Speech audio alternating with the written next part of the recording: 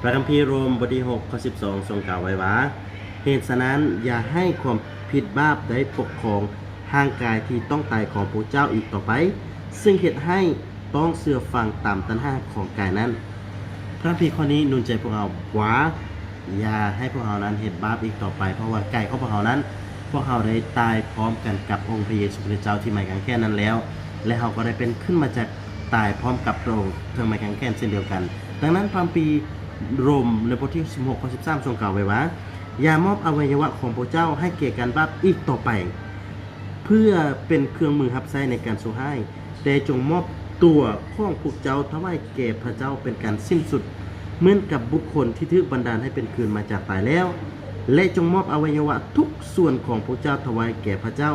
เป็นการสิ้นสุดเพื่อเป็นเครื่องใช้ใ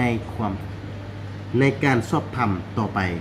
ดังนั้นในฐานะที่เราเป็นคริสเตียนโดยเฉพาะพวกเราที่เป็นคริสเตียนและนะช่วงนี้ก็ใกล้จะถึงฤดูกาลที่พวกเราเฉลิมฉลองวันเป็นคืนมาจากตายขององค์พระเยซูคริสต์เจ้าของพวกเราแล้วดังนั้นให้พวกเรานั้นที่จะคำนึงถึงชีวิตพวกเราในตอนนี้ว่าเรากำลังดำเนินชีวิตแบบใดเราเฮ็ดตามน้ำพระทัยของพระเจ้าแล้วหรือบ่เราเฮ็ดตามพระคำของพระเจ้าแล้วหรือบ่ดังนั้นถ้าเรายังเฮ็ดในสิ่งที่ชั่วมองถ้าเรายังยอมให้ความผิดบาปปกครองเราถ้าตัวของเรายังเฮ็ดบาปความคิดของเรายังเฮ็ดบาปต่อพระเจ้าให้เราสารภาพกับใจเพื่อต้อนรับเทศกาลคืนพระชนม์ขอพระเจ้าอวยพรพี่น้องทุกคนที่จะ